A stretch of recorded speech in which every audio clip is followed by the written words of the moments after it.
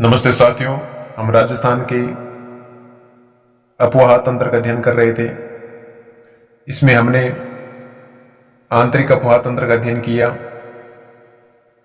अरब सागर में गिरने वाली नदियों के अफवाह तंत्र का अध्ययन किया। आंतरिक अफवाह तंत्र 60% राजस्थान के अफवाह तंत्र का, अरब सागर में गिरने वालियों का 16% था। बंगाल में खाड़ी में गिरने वाली नदियों का अफवाह तंत्र का आज हम अध्ययन करेंगे। यह राजस्थान के कुल अफवाह तंत्र का 24% है।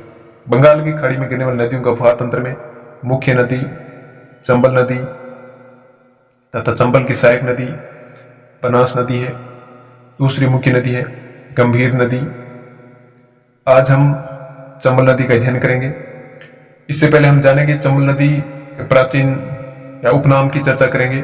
चंबल नदी के उपनाम की चर्चा करेंगे। चंबल नदी को चरमनवती नदी भी कहा जाता है, ये इसका क्या प्राचीन नाम है। चंबल नदी को कामधेनु भी कहा गया। चंबल का उपनाम 12 मासी नदी है। यह राजस्थान की एकमात्र ऐसी नदी है जिसमें 12 मास यानी पूरे साल भर जल प्रवाहित होता रहता है, या इसी को हम नित्यवाही भी कह सकते हैं, नित्यवाही नदी भी कहा जाता है। चंबल नदी के किनारे या चंबल के किनारे किनारे एक अभ्यारण्य है। डाल्फिन मछली अभ्यारण्य है तथा एक घड़ियाल चंबल नदी में मुख्यतः पाए जाते हैं, या घड़ियालों की शरण स्थली भी कहा जाता है। घड़ियाल की शरण स्थली भी चंबल नदी को ही कहा जाता है, शरण स्थली कहा जाता है। ये इंपॉर्टेंट है, कई बार एग्जाम में पूछा जा चुका है। चंबल के किनारे राष्ट्रीय चंबल घड़ियाल अभ्यारण्य की स्थापना की गई। राष्ट्रीय चंबल घड़ियाल अभ्यारण्य की स्थापना 1983 में की गई। इसी कारण चंबल को घड़ियालों की शरणस्थली भी कहा जाता है। इसी क्रम हम देखें चंबल की अगर कुल लंबाई की चर्चा करें तो कुल लंबाई चंबल की 966 किलोमीटर है। राजस्थान की यह सबसे लंबी नदी है, राजस्थान की सबसे लंबी नदी है। 966 किलोमीटर में से यह राजस्थान में 315 किलोमीटर प्रवाहित होती है, यूपी में 275 किलोमीटर होती है, एमपी में 315 किलोमीटर, राजस्थान में ये 135 किलोमीटर, एमपी में 315, यूपी में 275 तथा एमपी, यूपी और राजस्थान की सीमा बनाती हुई 241 किलोमीटर प्रवाहित होती है। चंबल नदी के आसपास के क्षेत्र को डांग क्षेत्र कहा जाता है। चंबल में नदी के किनारे ही कोटा में वाटर सफारी की शुरुआत की गई है, क्योंकि कोटा में चंबल नदी की गाजों में तेज बहाव के कारण वहां पर वाटर सफारी का आनंद ले सकते हैं। इसी क्रम में अगर हम देखें तो चंबल नदी केशवराय पाटन बूंदी में चंबल की सबसे गहराई है, या सबसे गहरी नदी है। चंबल सबसे गहरी है। चंबल नदी से संबंधित हम अगर अगली चर्चा करें तो चंबल के आस क्षेत्र को बीहड़ की रानी किसे कहा, यह है करौली को कहा जाता है, बीहड़ की रानी। और अगर मैक्सिमम या सर्वाधिक बीहड़ की बात करें तो सर्वाधिक बीहड़ धौलपुर में पाए जाते हैं। और बीहड़ क्षेत्र या सर्वाधिक विस्तार, बीहड़ क्षेत्र का अगर सर्वाधिक बीहड़ क्षेत्र विस्तार की बात करें तो ये कहां पर है, सवाई माधोपुर में। चंबल के बीहड़ की रानी करौली को कहा जाता है। मैक्सिमम बीहड़ धौलपुर में पाए जाते हैं। अगर बीहड़ के विस्तार की दृष्टि से देखें तो सवाई माधोपुर में सर्वाधिक बीहड़ पाए जाते हैं। इसी क्रम में अगर हम देखें तो चंबल नदी राजस्थान के 6 जिलों से होकर के प्रवाहित होती है। चंबल सिंचाई परियोजना की चर्चा करें, चंबल सिंचाई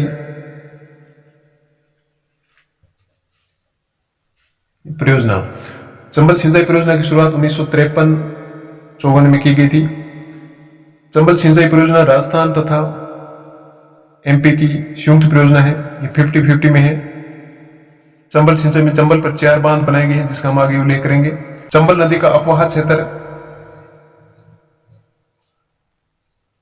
राजस्थान में सर्वाधिक है, 72,032 वर्ग किलोमीटर। यह राजस्थान के अफवाह क्षेत्र का 20% है। यह राजस्थान का सर्वाधिक है। अब हम चंबल को मैप की सहायता से समझे। सर्वप्रथम देखेंगे चंबल नदी का उद्गम जानापाव की पहाड़ियां या विंध्याचल पर्वत श्रेणी एमपी से होता है। चंबल की प्रथम सहायक नदी आकर मिलती है इसमें शिप्रा नदी, जो एमपी से उद्गमित होती है और एमपी में आकर मिल जाती है। शिप्रा नदी के किनारे ही उज्जैन शहर बसा हुआ है। उज्जैन में हम जानते हैं महाकालेश्वर मंदिर है, जिसके लिए उज्जैन विश्व में प्रसिद्ध है। इसके बाद आगे चर्चा करें तो चंबल नदी के किनारे या चंबल पर पहला बांध बनाया गया, गांधी सागर बांध बनाया गया। यह चंबल का सबसे बड़ा बांध है। चंबल पर हम देखेंगे सब 4 बांध बनाए गए, उनमें सबसे बड़ा बांध कौन सा है? गांधी सागर बांध है। ये मंदसौर एमपी में बनाए गए हैं। बाकी 3 बांध राजस्थान में बनाए गए हैं। चंबल का ये सबसे बड़ा बांध है। यह बांध 1953 में चंबल सिंचाई परियोजना के तहत 1953 में इसका निर्माण किया गया था और इसी बांध पर 23x5 मेगावाट के विद्युत उत्पादन किया जाता है। गांधी सागर बांध निकलने के बाद चंबल नदी चौरासीगढ़ से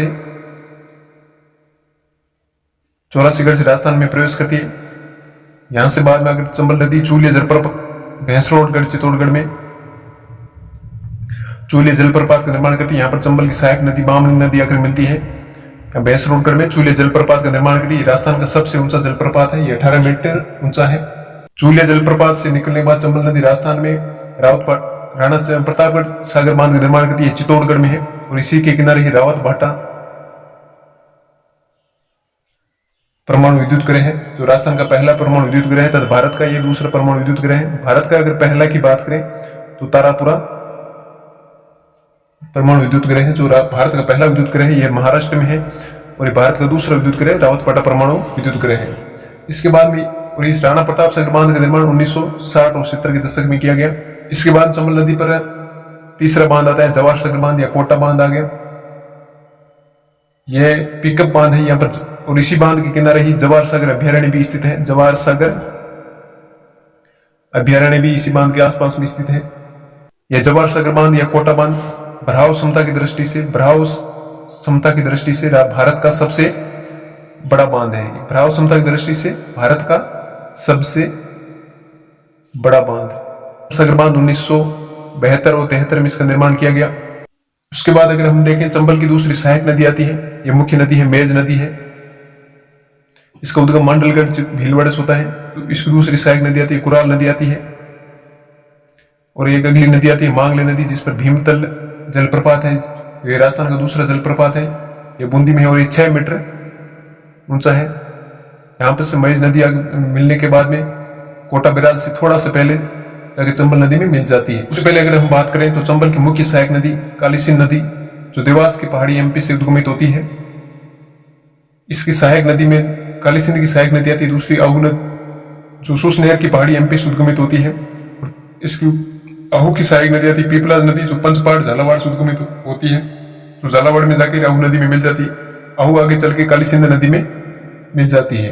ये रायपुर झालावाड़ से कालीसिंध नदी राजस्थान में प्रवेश करती है। आहू और कालीसिंध के संगम पर ही यहाँ पर गागरोण दुर्ग बना हुआ है, गागरोण का दुर्ग। उसके बाद दूसरी सहायक नदी आती है परवण नदी, इसके किनारे शेरगढ़ दुर्ग बना हुआ है 12 में। ये मालवा का पठार एमपी से उद्गमित होती है। रामगढ़ 12 में जाकर के ये कालीसिंध नदी में मिल जाती है। रामगढ़ 12 राजस्थान का प्रथम जियो हेरिटेज स्थल भी घोषित किया हुआ है। इसके बाद कालीसिंध नदी से नांदेरा कोटा में जाकर के चंबल नदी में मिल जाती है। कालीसिंध नदी के मिलने के बाद में चंबल नदी पर चंबल का अंतिम बांध कह सकते हैं इसको, ये कोटा बिराज बांध आ गया। कोटा बिराज बांध, इसका उपयोग केवल सिंचाई के लिए किया जाता है, इसे विद्युत उत्पादन नहीं किया जाता। बाकी चंबल के तीनों बांधों से विद्युत उत्पादन किया जाता है। इसको 1953 या प्रथम चरण में 1953 से 60 के अंदर प्रथम चरण में इसका निर्माण किया गया था। इसका उत्पादन केवल विद्युत चरण के लिए किया जाता है और इसी कोटा बिराज के किनारे ही कोटा शहर बसा हुआ है। चंबल की दूसरी सहायक नदी की चर्चा करें तो पार्वती नदी है। यह भी एमपी से उद्गमित होती है, सीहोर की पहाड़ी एमपी से। पार्वती नदी करिहाट 12 से राजस्थान में प्रवेश करती है। फिर कोटा से 5-6 किलोमीटर आगे चलने पर पालिया गांव आता है। यहाँ पर राजस्थान पालिया गांव में ये चंबल नदी में मिल जाती है। उसके बाद चंबल की दूसरी सहायक नदी की बात करें, अगली सहायक नदी कुनू नदी आती है। यह मुरेरा गांव 12 से राजस्थान में प्रवेश करती है। उसके बाद सवाई माधोपुर में जाकर के चंबल नदी में मिल जाती है। चंबल की अगर अगली सहायक नदी की मुख्य सहायक नदी बात करें, बनास नदी आती है, राजस्थान में उद्गमित होती है और राजस्थान में रामेश्वरम घाट सवाई माधोपुर में जाकर के चंबल नदी मिल जाती है। और इसकी एक सीप नदी भी आकर मिलती है। यहाँ पर रामेश्वर घाट में ये त्रिवेणी संगम बनाती है। रामेश्वर घाट में चंबल, सीप और बनास नदी त्रिवेणी संगम बनाती है। रामेश्वरम घाट को मीणाओं का प्रयाग कहा जाता है। यहाँ पर भगवान परशुराम का मंदिर भी स्थित है। इसके बाद में यहाँ चंबल नदी कोटा से निकलने के बाद यहाँ पर गहरे गाजों का निर्माण करती है, मतलब गर्त में चलती है, यहाँ भीड़ का भी निर्माण करती है। इसके बाद में धौलपुर से यूपी में प्रवेश कर जाती है और फिर यूपी में 275 किलोमीटर की लंबाई तय करते हुए अंत में ये यमुना नदी में जाकर के मिल जाती है। यमुना आगे बंगाल की खाड़ी में चली जाती है। इस तरह हमने देखा कि चंबल नदी कोटा, सवाई माधोपुर और धौलपुर के क्षेत्र में भीड़ का निर्माण करती है। इस कारण इसके चंबल को महान भ्रंश घाटी भी कहा जाता है। इस तरह हमने चंबल नदी का अध्ययन किया। चंबल नदी राजस्थान में 966 किलोमीटर लंबी है। राजस्थान की ये सबसे लंबी नदी है, सबसे लंबी नदी है। लेकिन अगर पूर्ण बहाव की दृष्टि से या पूर्णतः राजस्थान में सबसे लंबी नदी की बात करें तो बनास नदी आती है, 480 किलोमीटर है। ये बनास नदी है 480 किलोमीटर। राजस्थान की पूर्ण बहाव की दृष्टि से राजस्थान की सबसे लंबी नदी है। इस तरह हमने चंबल नदी का विस्तृत रूप से अध्ययन किया। अगले वीडियो हम बनास नदी का अध्ययन करेंगे। उम्मीद है आपको वीडियो पसंद आया होगा। लाइक करें, शेयर करें दोस्तों के साथ, कमेंट करें, चैनल को सब्सक्राइब करें। जय हिंद, जय भारत।